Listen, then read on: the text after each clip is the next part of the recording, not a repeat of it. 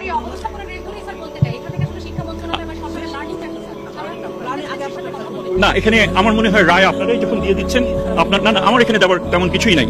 এখানে কোনো রকমের অব্যবস্থাপনা এখানে হয়নি। আমি সেটাই বোঝাতে চেষ্টা করছি। ব্যবস্থায় নির্দিষ্ট যে নিয়ম কানুন আছে আমি আর আপনাদের সঙ্গে উত্তর দেবো না। অশেষ thank you very much. Thank you very much.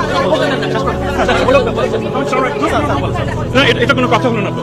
আপনি তো আমাকে যেটা করতে পারেন, তাহলে মামলা করেন, কোর্টে যান। ইউসুফ আলাইহিস সালাম বলেছিল না যে আমি বিশ্বস্ত, আমাকে দায়িত্ব দেন। আমি বলতে চাই আমি বিশ্বস্ত, আমাকে দায়িত্ব দেন।